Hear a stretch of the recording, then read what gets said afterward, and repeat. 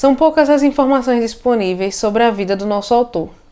O alemão Hans Staden, mas sabemos que ele nasceu em Homberg, no Principado de Hessen, por volta de 1520, e ficou conhecido pela obra em que narra as aventuras por ele vividas em suas 2 viagens ao Brasil.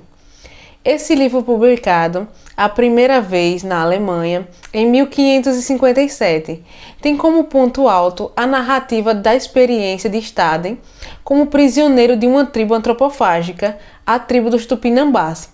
Essa experiência tem lugar nos primórdios da empresa colonial portuguesa, ao norte de São Vicente, província situada no litoral do atual estado de São Paulo. O título original dessa obra, em alemão, é bastante longo, como era de costume no século XVI.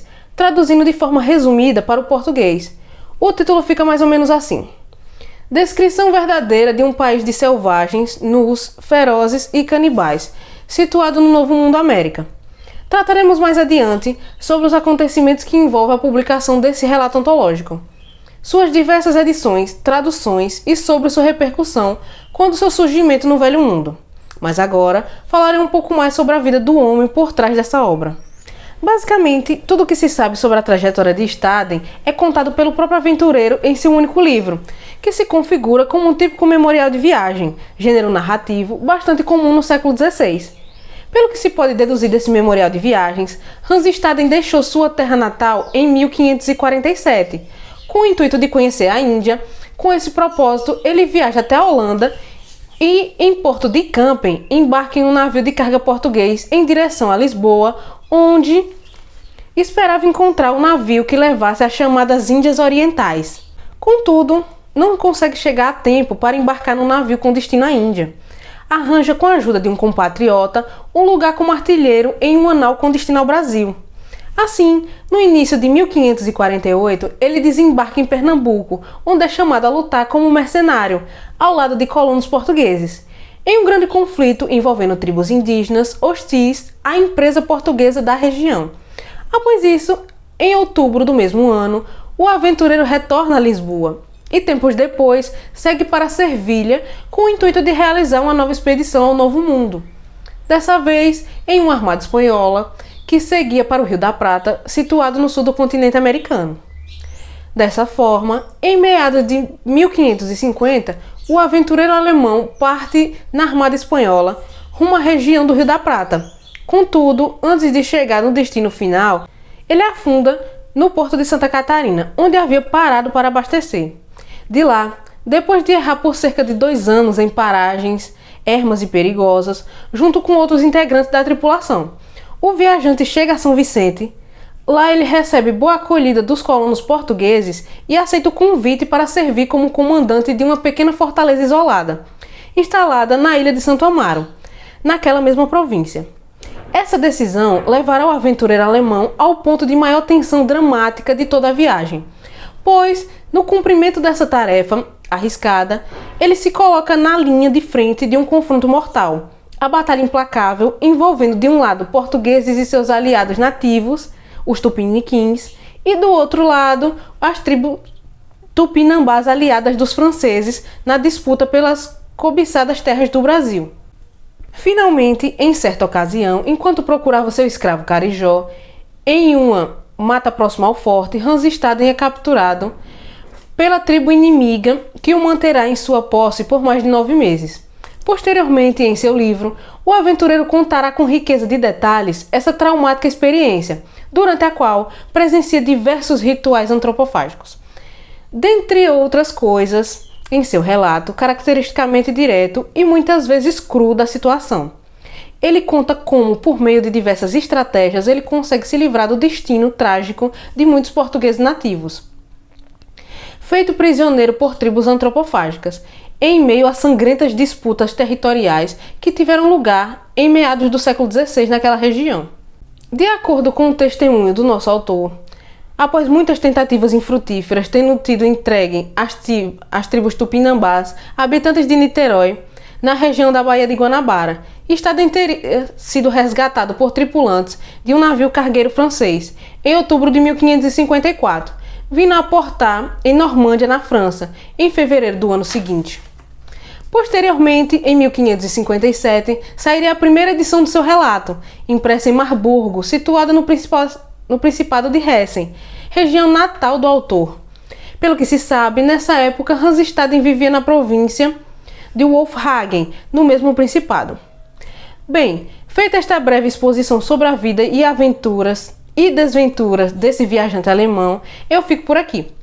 E se vocês quiserem saber um pouco mais sobre essa obra emblemática, continue a nos assistir. Nos próximos vídeos, meus colegas compartilham informações relevantes sobre o livro de Hans Staden e sobre os acontecimentos que envolvem a publicação desse relato antológico. Até lá! Olá pessoal, me chamo Laura e irei falar sobre o contexto de produção e publicação do relato de viagem do aventureiro alemão Hans Staden, incluindo a sua repercussão quando do surgimento da primeira edição da obra no Velho Mundo. Além disso, falarei também sobre as diversas edições e traduções em diversas línguas que esse instigante relato teve, desde a sua primeira aparição em meados do século XVI. Como vimos na exposição anterior, em linhas gerais, o livro de Hans Staden se configura como memorial das duas viagens realizadas pelo autor no Brasil, ocorridas entre os anos de 1547 e 1555. Ponto alto desse relato é a experiência do autor como prisioneiro de uma tribo antropofágica, de Tupinambás, viventes ao norte de São Vicente, uma importante província fundada nos primórdios da empresa colonial portuguesa no Brasil. Dito isto, falarei um pouco sobre os acontecimentos históricos que constituem o pano de fundo dos acontecimentos relatados por Hans Staden em seu livro emblemático. Como é corrente, 1500 é o marco histórico da tomada de posse das terras do Brasil pela coroa portuguesa.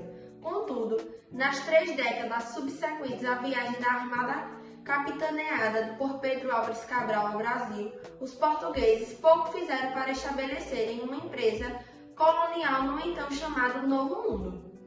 Em vez disso, nesse período, a coroa lusitana concentrava a maior parte dos esforços bélicos e coloniais na manutenção dos territórios recém-conquistados na Índia Oriental. Enquanto isso, a chamada América Portuguesa servia apenas como porto de passagem e local à exploração de pau-brasil. Apenas a partir de 1531 tem início as primeiras investidas sistemáticas portuguesas no sentido de colonizar as terras do Brasil. As capitanias hereditárias foram então instituídas e levadas a sério pela administração da coroa portuguesa. Finalmente, após eventuais fracassos da empresa colonial lusitana em 1549, com a vinda da armada de Tomé de Souza ao Brasil, toda a colônia passa a ser governada diretamente da Baía de Todos os Santos. Antes da instalação do governo geral na Bahia, precisamente no ano de 1548, ocorreria uma batalha de grande repercussão e decisiva implantação do governo geral na América Portuguesa. Esse acontecimento foi o levante de nativos tapuias contra colonos portugueses, ocorrido na região de Olinda, na capitania de Pernambuco, sob a administração do donatário Duarte Coelho Pereira.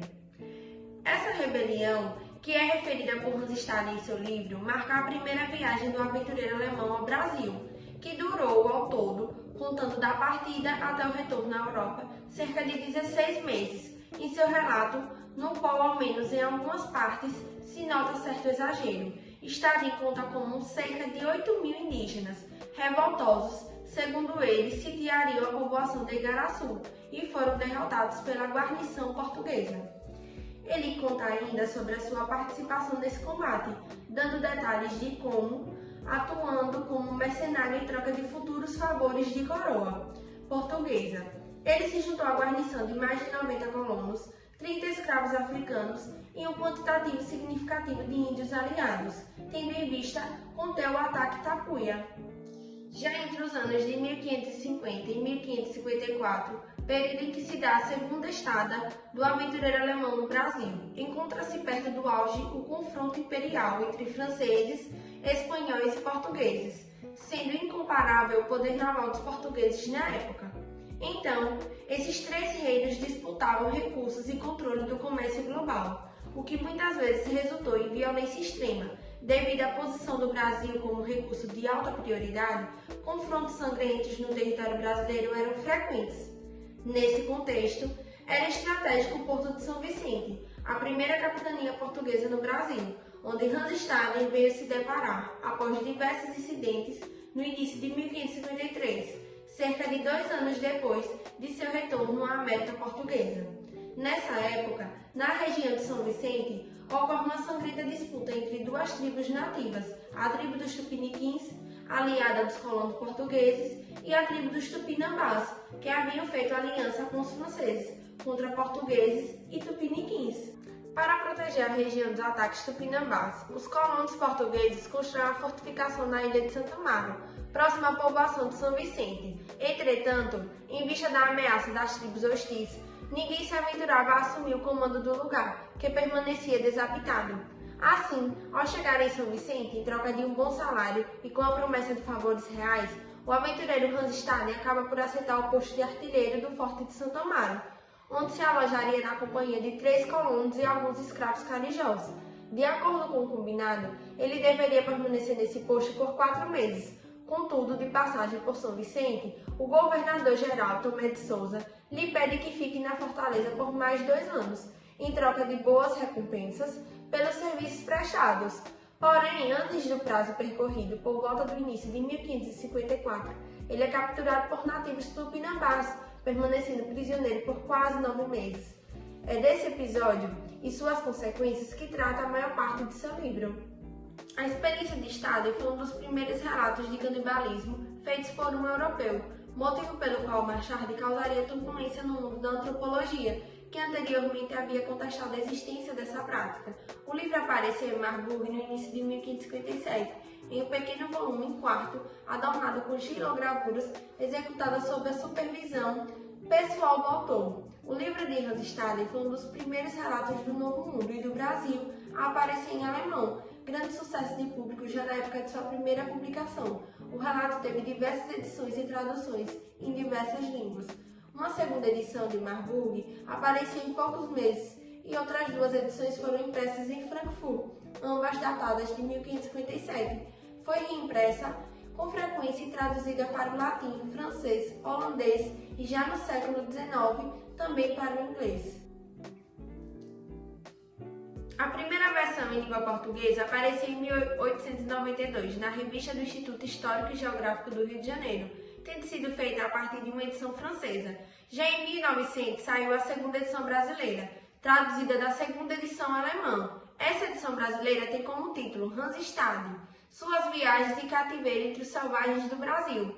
Depois dessa, houve outras edições brasileiras, dentre essas uma edição de 1941, publicada pela Sociedade Hans Staden, a qual tem como título Duas Viagens ao Brasil, arrojadas aventuras no século XVI entre os antropófagos do Novo Mundo. Essa edição, a mais popular hoje em dia, é uma tradução da edição original alemã, transposta para o alemão moderno.